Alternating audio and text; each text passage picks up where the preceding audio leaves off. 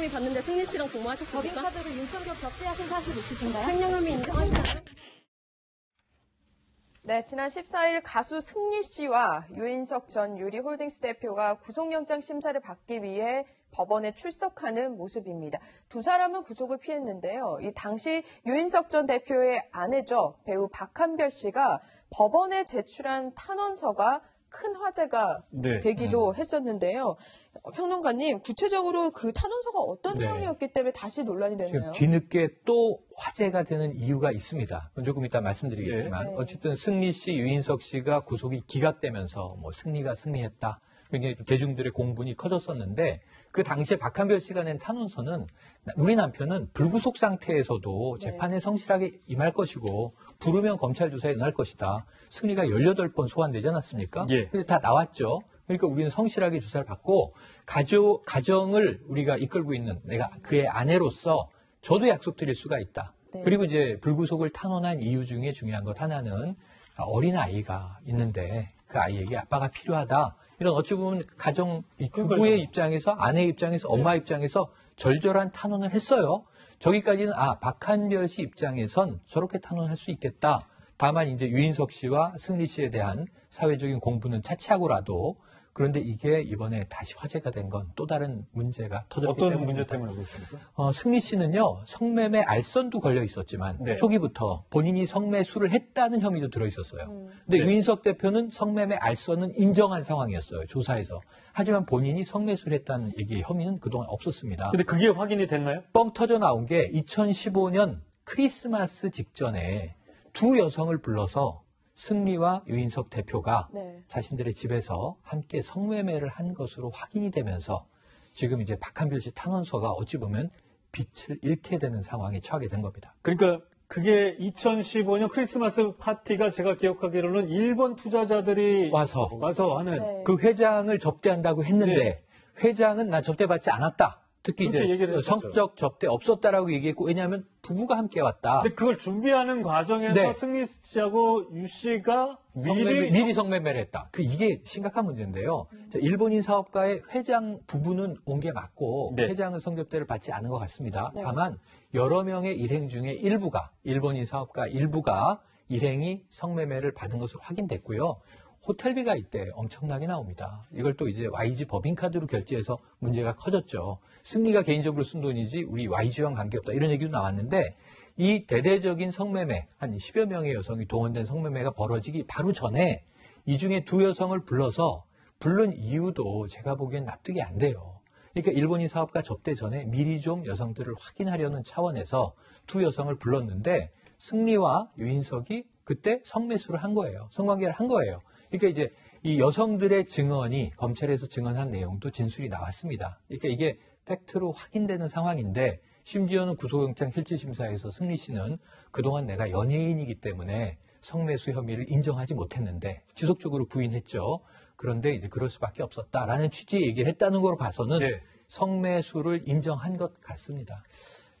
김가섭 위원님, 이 얘기들이 지금 영장 심사에서 승리 씨가 스스로 인정했던 부분인 건가요? 어떻게 저는 좀 얘기를 듣고도 이게 사실인지 왜냐하면 이렇게 하기 전에 알선을 하기 전에 확인차 여성들을 만나서 했다라는 게 말이 안 되죠. 그러니까 2015년 12월 지금 혐의가 성매매 알선과 관련된 것이 2015년 12월 24일 날. 맞아요. 그러니까 크리스마스 이브죠. 그렇죠. 그때 성매매 알선을 해줬다는 거거든요. 맞아요. 근데 승리하고 유인석 씨가 성매매를 한 시점이 그 전날이에요. 23일. 그래서 승리의 집에 이 성매매 여성들이 두 명이 가서 누군지 모르고 갔는데 나중에 이제 각자 방으로 데려가서 성매매를 했다는 거 아닙니까? 그런데 승리 이야기는 나는 그때 다음날 그 일본 사업가한테 갈 여자들이 어떤 여자인지 보려고 불렀다.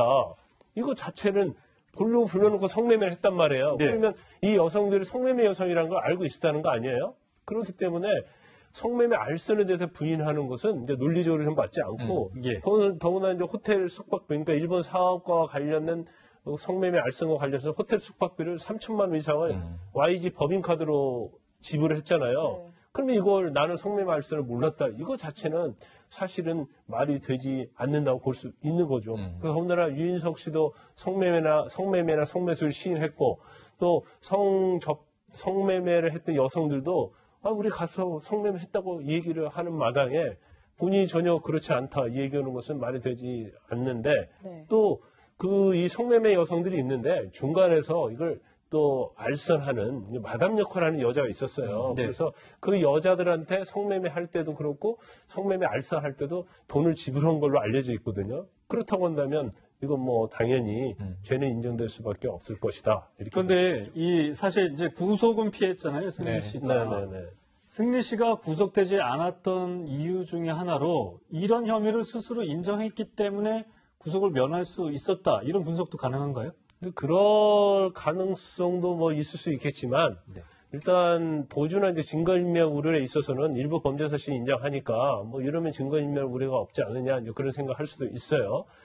그런데 영장 그때 기각 사유를 보면 일단 횡령죄와 관련해서 그 버닝썬의 어떤 법적인 성격 그리고 이걸 돈을 빼돌리게 된 경위, 사용처 그리고 승리의 관여 정도 이런 부분에 있어서는 굉장히 애매한 부분이 있다. 그래서 범죄 혐의가 소명이 되지 않았다고 해서 다 기각이 됐기 때문에 뭐 이 부분이 기각하는데 직접적인 영향을 미친 건 아니다고 볼 수 있지만 결과적으로 뭐 기소가 돼서 재판을 받게 되면 성매매와 성매수에 대해서는 다 인정할 가능성이 있고 좀 더 나아가 보면 제가 볼 때는 기소가 되면 아마 범죄 사실을 다 인정하지 않을까 싶습니다. 단지 이제 횡령죄에 대해서는 그러한 사실을 인정을 하되 이제 법적인 면에서만 다툴 가능성이 커요.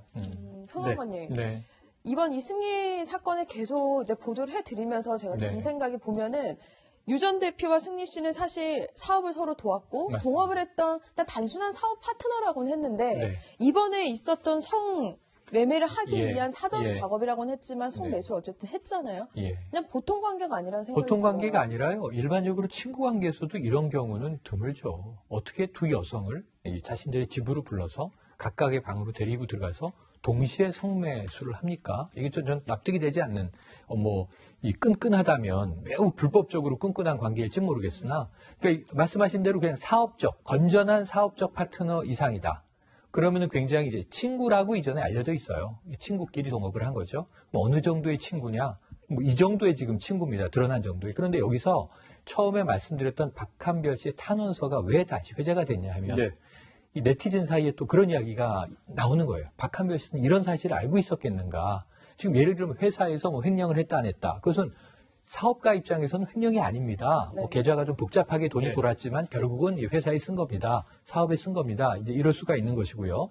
그리고 이제 법적 다툼의 여지가 있고 이 성매매 알선도 구속할 정도의 죄는 아니다. 유인석은 인정했다. 승리는 완전히 완강히 부인했다. 이 차이가 있는 것이었는데 문제는 유인석 씨를 탄원한 탄원의 내용이 한 가정의 가장입니다. 하나의 아빠입니다. 제가 내조를 잘해서 성실히 조사받고 재판받도록 돕겠습니다.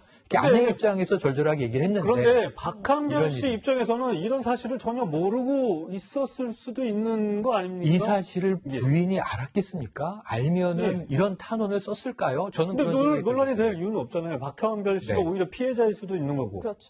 네. 네티즌들이 박한별 씨를 비난하는 게 아니라 박한별 씨가 지금 안타까운 거예요. 네. 유인석 대표가 얼마나 나쁜 남편이었는가 하는 것에 성토가 있는 것이지 박한별 씨의 탄원서가 그러니까 정말 이 박한별 씨에 대한 안타까움이 더 많이 묻어나는 네티즌들의 이제 회자인 것이지 박한별에 대한 비난은 오히려 소수라고 보여집니다. 네. 일반적인 사건에 있어서 대부분 이제 부인의 입장에서 탄원서를 제출하죠. 특히 많이 주장하는 것 중에 하나가 이제 어린 아이가 있는 경우에서는 아버지가 필요하다. 그래서 아마 그런 조언을 변호사로부터 받아서 아마 이걸 제출했을 거라고 보고요.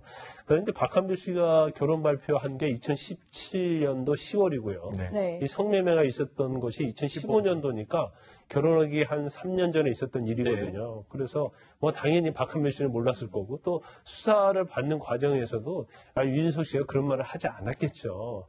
그렇지만 박한별 씨는 뭐 일단 결혼하기 전에 어떤 실수나 죄를 저지른 거기 때문에 이제 그 부분에서는 뭐 본인이 용서를 하든지 안 하든 것은 이제 본인이 생각하기 나름이지만 아마 탄원서를 낼 때는 몰랐을 거고 설사 알았다 하더라도 이 정도의 탄원서를 아마 제출했을 겁니다. 네.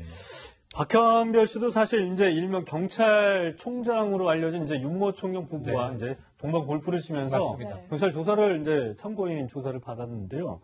박 씨에 대한 뭐 혐의가 지금 뭐 적용된 게 있나요, 변호사? 아니 이제 박한별 씨는 일단 뭐 골프를 친 사실은 인정이 된다 하더라도 네. 그 골프 비용은 이제 본인이 낸 게 아니잖아요. 더군다나 지금 윤춘경 자체도 지금 김영란법이면 1회 한 100만 원 이상, 그리고 1회에 100만 원, 그리고 1년에 300만 원 이상이 하거든요. 그래서 이거에 해당이 안 된다고 그래서 경찰도 아예 처벌을 못하는 상황이라고 결과를 발표했어요. 그래서 결과적으로 이제 과태료 사는 됩니다. 하지만 여기에 본인이 간 것 자체는 뭐 남편과 같이 갔고 돈 자체는 남편이 지불했기 때문에 아마 과태료 처분도 받지 않을 가능성이 크다고 봐요. 그런데 네. 박한별 씨가 아까 탄원서에 대해서는 좀 동정 여론이 있는 게 사실이지만 그것과는 별건으로 박한별 씨가 비난받는 게 법적 문제는 없지만 법적 문제는 없습니다. 윤희석 대표가 주도한 것이고. 그런데 경찰과 골프 친 일이 없다라고 완강히 부인을 했던 처음에는 거예요. 그랬죠. 초기에는. 예. 그런데 나중에 부부 동반으로 윤청경과 골프 친 게 확인되면서 설마 같이 골프를 친 멤버가 경찰이라는 걸 모르고 쳤다면 모를까? 뭐 윤희석 대표가 이분은 경찰이 아니라 일반 사업가예요. 네. 뭐 익명으로 와서 쳤으면 모를까? 네. 설마 4명 정도가 골프를 치는데 말이죠. 그 서로 상대가 직업으로 그렇겠죠. 또 그리고 이제 이 본인의 남편인 유 대표가 얼마나 또 잘 모셨겠습니까? 추정컨대는. 그런데 박현별 씨가 저 사람이 경찰인 걸 다 모르고 골프 쳤어요. 그래서 난 처음에 완강히 부인했던 거예요라고 하면 이건 좀 이 대중들이 납득하기 어려운 대목이다. 그래서 박한별 씨가 윤리적인 또 도덕적인 측면에서는 아까 잔나비 사태와 비슷하게 지금 비판에 휩싸여 있는 것도 사실이거든요. 이런 면에서는 또 이 자신의 가족이라고 해서 무조건 감싸려고 해서는 안 되고 인정할 것과 또 정말 지켜야 할 것을 경계를 잘 가늠해야 될 것 같습니다. 네, 알겠습니다.